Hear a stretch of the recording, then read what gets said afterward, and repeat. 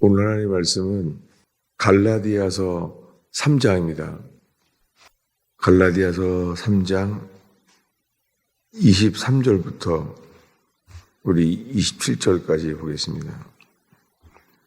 갈라디아서 3장 23절부터 우리 29절까지 읽겠습니다.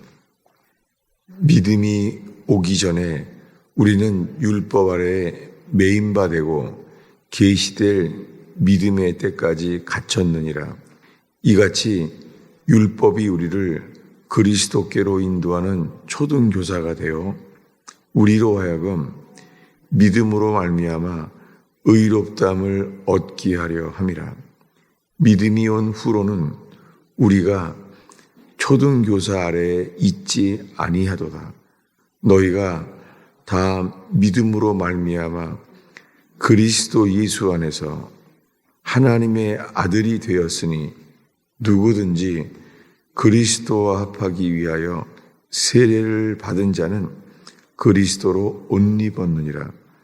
너희는 유대인이나 헬라인이나 종이나 자유인이나 남자나 여자나 다 그리스도 예수 안에서 하나이니라. 너희가 그리스도의 것이면 곧 아브라함의 자손이요 약속대로 유업을 이을 자니라. 아멘. 자주 이 갈라디아서로 돌아가게 됩니다. 저는 이 뇌출혈로 쓰러진 지가 이제 거의 5년이 다 돼가는데요. 그때 주님께서 갈라디아서를 보라고 했던 것이 기억이 나요. 그리고는 점점 우리가 살고 있는 이 시대에 주님이 왜 갈라디아서를 통하여 말씀하려고 하시는지 이제 알 것 같고 전하고 싶어요. 오늘 말씀에 믿음이 오기 전에 우리는 율법 아래에 매인바 된다는 거예요. 율법 아래에 믿음이 이 계시될 믿음까지는 갇혀 있다는 거예요. 이같이 율법이 우리를 그리스도께로 인도하는 초등교사가 되어서 우리로 하여금 믿음으로 말미암아 의롭다함을 얻게 하려 함이라. 그리고 계속 다시 설명합니다. 믿음이 온 후로는 우리가 초등교사 아래에 있지 아니하도다. 믿음이 온다는 거예요. 다들 예수를 다 믿는다고 해요. 근데 성경에 그러면 믿음이 오기 전에 우리는 율법 아래에 매인바되고 계시될 믿음까지, 이 믿음의 때라는 말은 없어요. 믿음이에요. 그냥 때라는 단어는 첨가한 거예요. 성경에 가끔 사람들을 이해하게 하려고 성경의 말씀을 첨가하기도 해요. 사람은. 그래서 문자 그대로 이 번역된 것이, 성경은 모든 이 성경 문자 자체가 하나님의 감동으로 지어져 있어요. 정말 사람의 뜻으로 쓴 책이 아니에요. 천지를 창조하신 주님이 성경을 그렇게 우리들에게 감동을 받은 사람을 통하여 주신 것이죠. 여기에 계시될 믿음의 때까지란 말은 없어요. 계시될 믿음까지 갇혔느니라. 믿음이 오기 전에는 다 율법 아래 매여 있다는 거예요. 오늘날에는 우리가 예수를 믿기 때문에 의롭다 하심을 다 얻었습니다. 이렇게 초신자들이 믿기만 하면은 바로 이렇게 말하는 거예요. 우리가 주를 믿습니다라고 우리가 말하면 다 구원받았다는 거예요. 조심스럽죠. 왜냐하면 오랫동안 예수를 믿고 있는데 제가 이 믿음을 무너뜨린 것은 아닌지 조심스럽죠. 그래서 제가 믿음을 무너뜨리는 자로 자기 스스로 생각할 때 그 믿음을 무너뜨리는 자로 저를 여기는 사람들도 많아요. 왜냐하면 믿는다 이거죠. 근데 성경에 그러면 왜 믿음이 오기 전에 이런 말씀을 우리에게 주겠습니까? 오랫동안 예수를 믿는다고 하는데요. 또 스스로는 이런 생각을 하게 돼요. 내가 믿음이 부족합니다. 성경에 없는 말인데 이런 표현을 많이 해요, 사람들이. 주님은 우리에게 어려움을 주시기도 해요. 그리고 내 스스로는 더 이상 전진할 수 없는 절망에 빠지기도 해요. 왜 그렇습니까? 그때 우리가 알게 돼요. 아, 믿음이 부족하구나. 우리가요, 믿음은 있는데 믿음이 부족하다는 거예요. 예수님이 십자가에 죽기 전에 열처녀 비유를 하셨어요. 마태복음 25장의 열처녀 비유. 열처녀가 다섯은 지혜로운 사람이고 다섯은 어리석은 사람이라는 거예요. 왜 차이가 있죠? 다 믿는데 예수님을 신랑으로 여겨요, 다. 그리고 등불도 켰어요. 그런데 한 그룹은 주님 오실 때 등불이 꺼진 거예요. 그래서 한 그룹은 기름을 사러 가야만 한다는 거예요. 기름을 사러 간다는 것은 우리 노력이잖아요. 근데 주님은 그것을 받아주지 않아요. 주님은 이렇게 말해요. 나는 너를 모른다. 이렇게 말했다는 거예요. 뭐냐면 나를 모른다는 것은 우리들은요, 다 이렇게 말해요. 우리가 주님을 믿어왔습니다.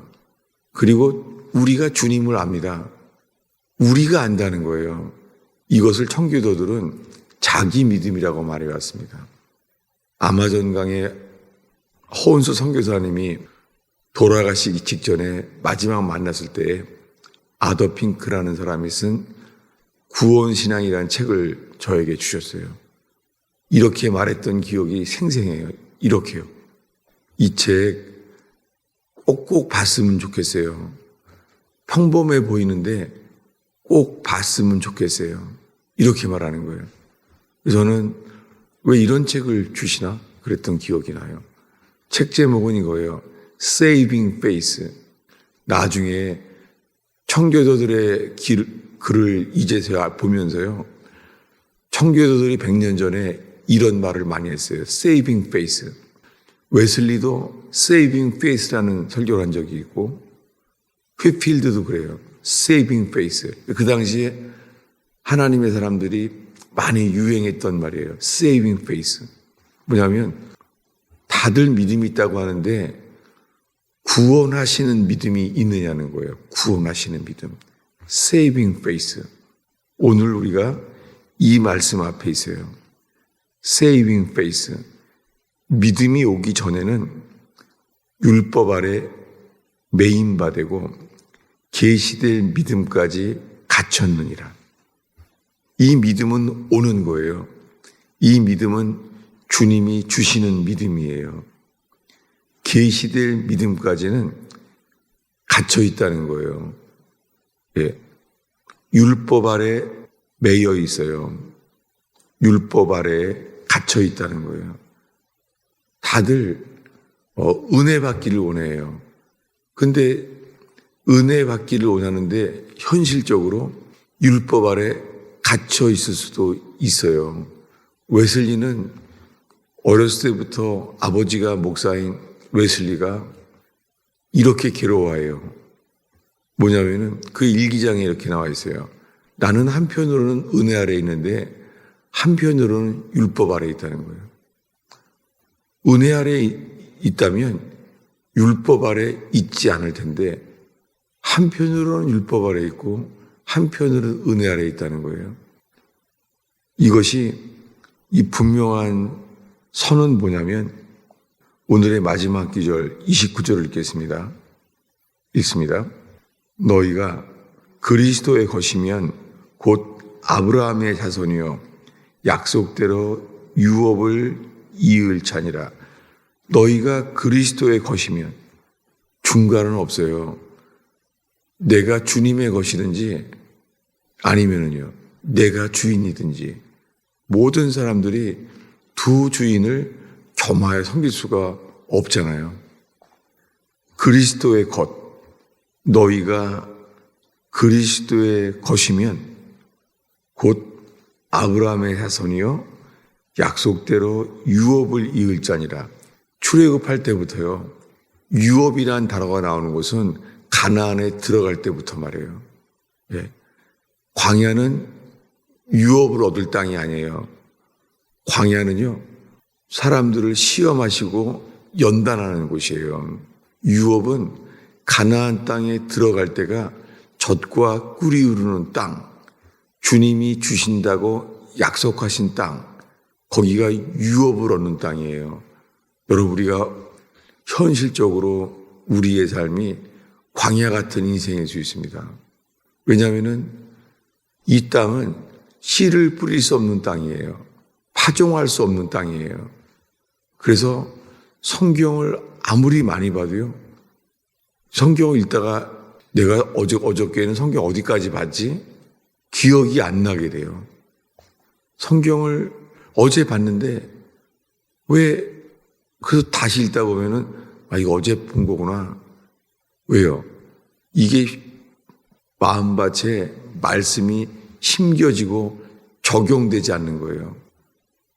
성령께서 우리에게 이 말씀이 깨달아지고 심겨지는 것은 광야가 아니라 젖과 꿀이 흐르는 땅, 요단강이 갈라져서 들어간 땅에서나 이게 가능해요.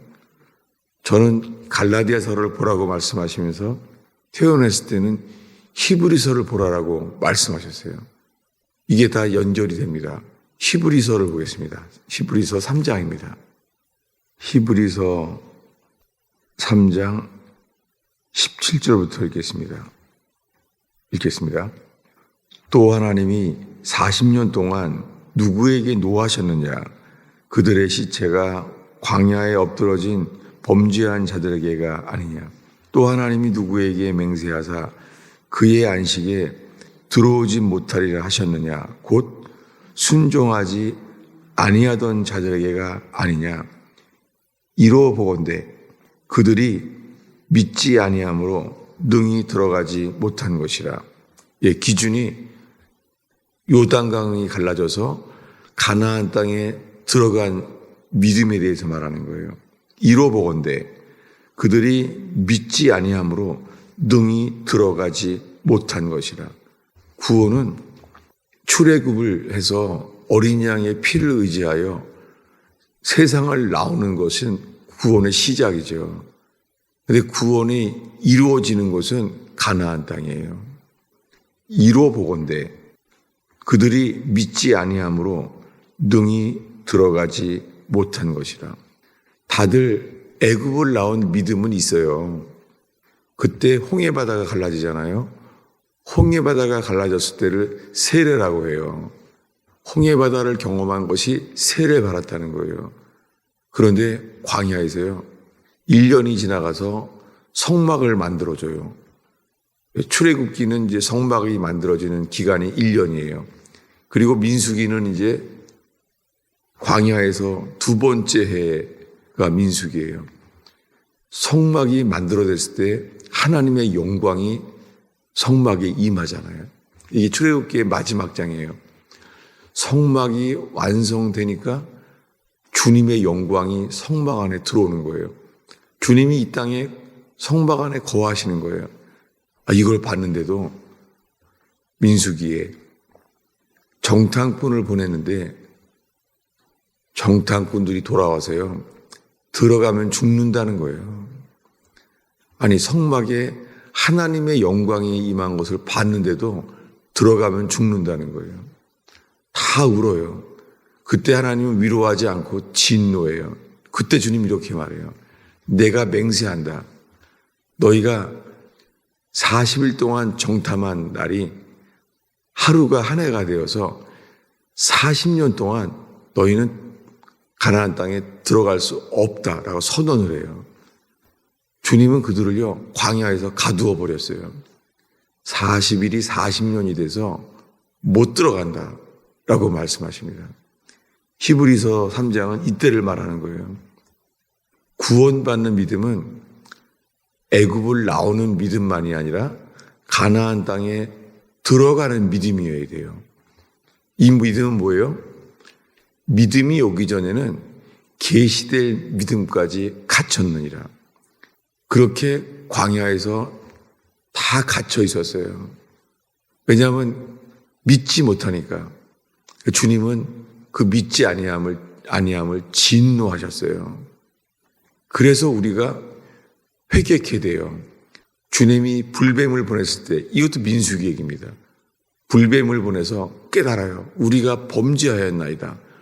회개할 때 주님이 대신 주님을 계시하세요. 그리고 말합니다. 기회를 주시는 거죠. 쳐다본 즉 살리라.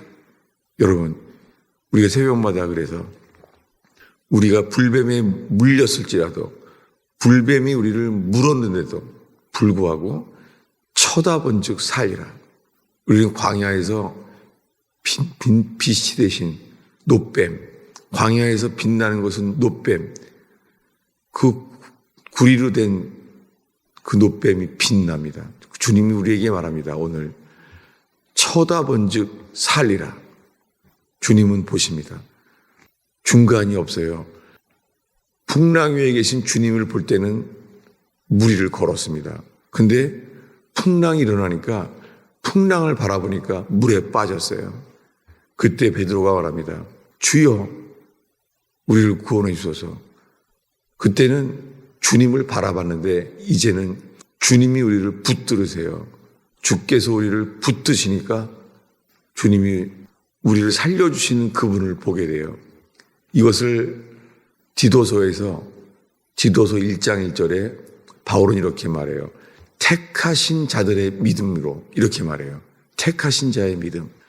택하신 자의 믿음은 뭐예요?